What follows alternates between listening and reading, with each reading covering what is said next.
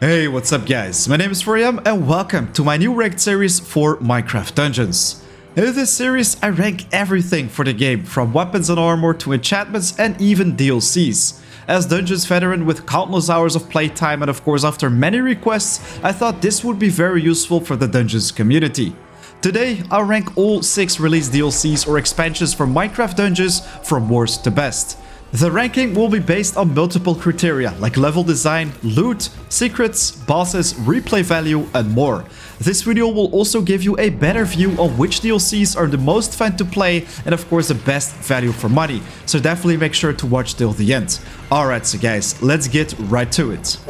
Before we get started, it would be very much appreciated if you could just hit that like button for a second, as I spent many hours working on this video. Liking only takes a second. Already very much appreciated.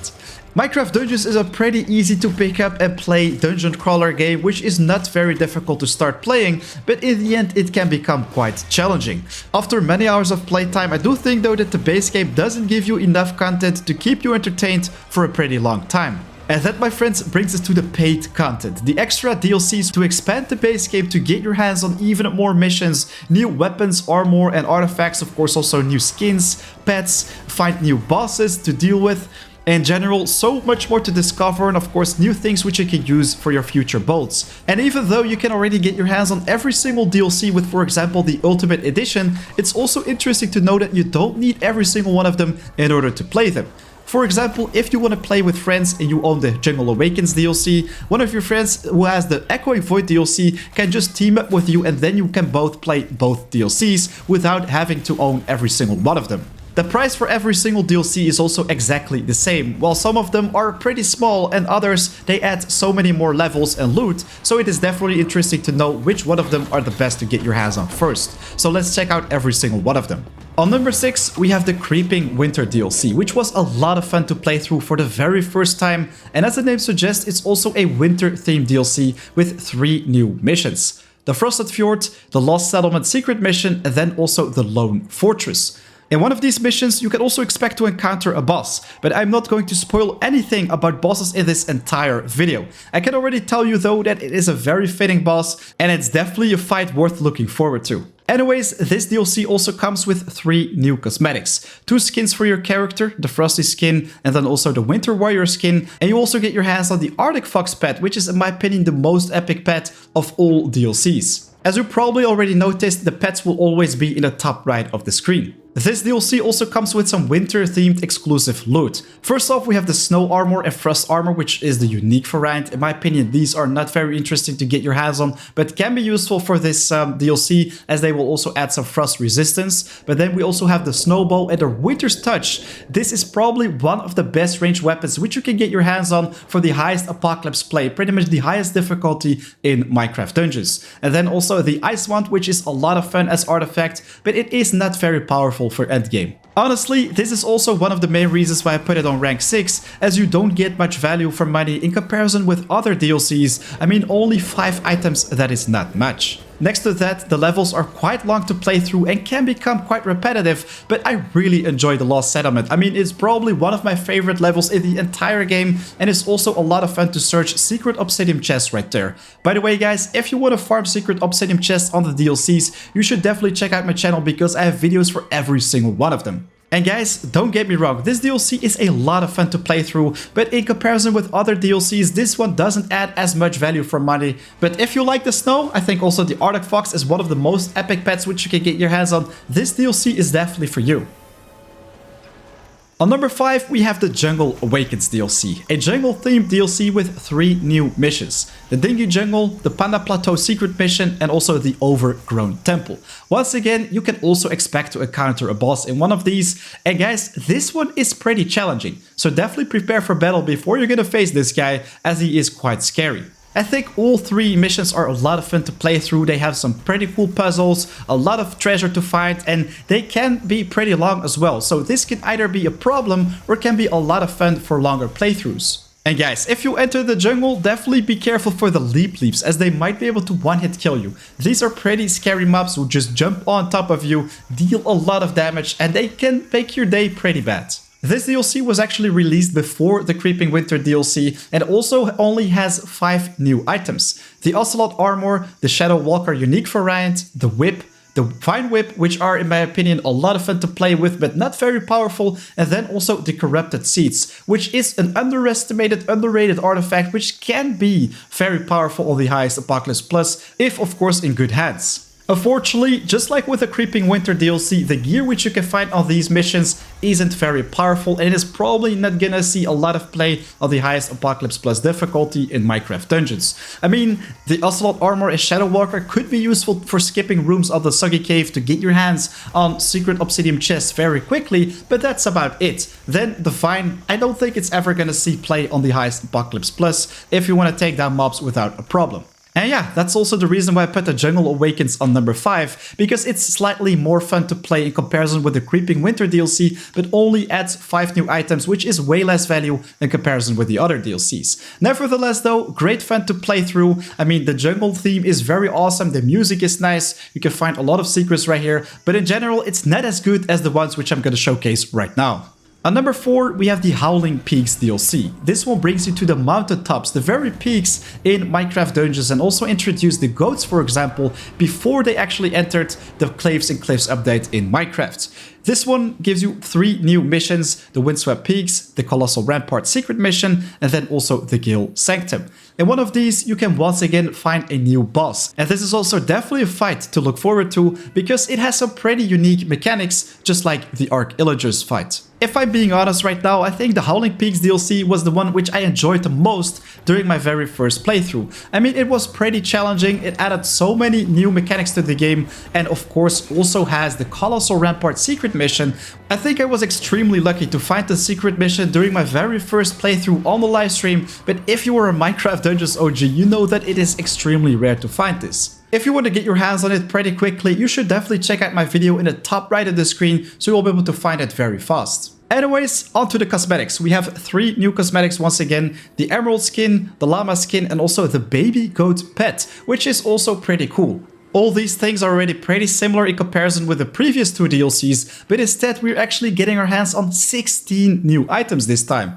The climbing gear, the goat gear, and the rugged climbing gear, which are 2 unique variants of the climbing gear. Then also the emerald gear with 2 unique variants, the gilded glory and the opulent armor. Then we also have the tempest knife with 2 unique variants, the chill gale knife, the resolute tempest knife. Then also the wind bow with 2 uniques, the burst gale bow and the echo of the value. And this is actually unique to this very DLC, because on all other DLCs you can only find 1 unique variant of the common or rares. Then we also have 4 new artifacts instead of 1 with the previous DLCs. The Enchanter's Tome, the Satchel of Elements, the Scatter Mines, and also the Updraft Tome. And in my opinion, guys, these add so much value to the game.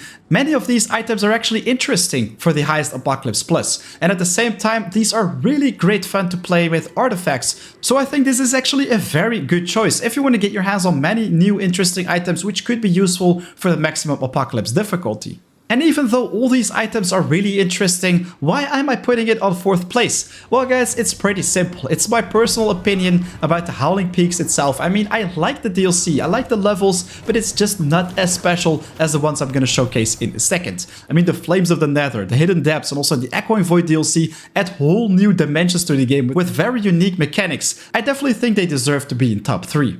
Conclusion, yes, you should definitely get your hands on this one if you are interested in getting your hands on some very awesome new weapons, armor, and of course artifacts, which could make up for some very cool new builds. And of course, the goat pet is also pretty epic, right?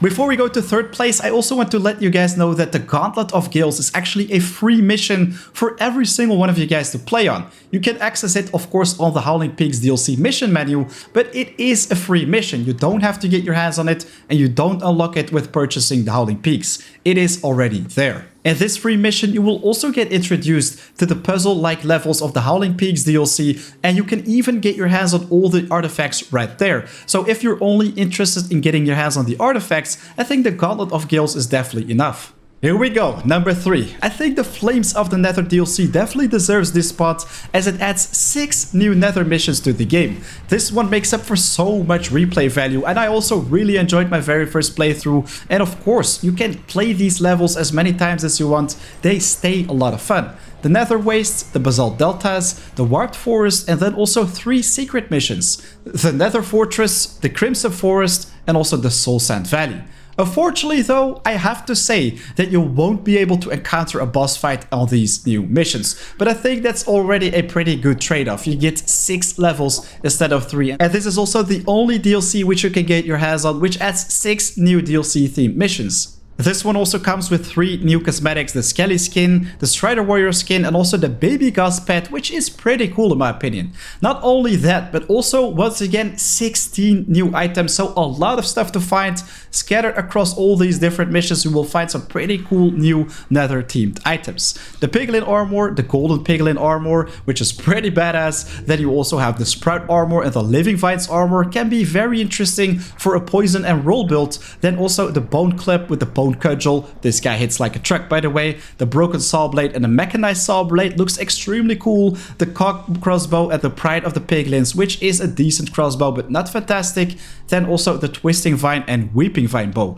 which are also pretty interesting. Then also 4 new artifacts, the Blast Fungus, the Power Shaker, the Spin Blade, and also the Thundering Quiver. Unfortunately, I am not a huge fan of these because they are all not really interesting for the highest Apocalypse Plus. You can definitely make some really fun builds with these though, but don't expect to defeat 6 raid captains without a problem. If you're looking for some pretty short missions with a lot of replay value, I think this is definitely your DLC. I mean, it gives you so many new cool items, and at the same time, it is tons and tons of fun to keep repeating these missions. I can already suggest you the Crimson Forest, as this is one of the most insane secret obsidian chest runs in the entire game. I mean, you can get 5 or even more secret obsidian chests in one single run. My video about that is in the top right of the screen, by the way. No, but seriously guys, this is one of the most fun DLCs, and you should definitely get your hands on it if you also like the Nether in Minecraft.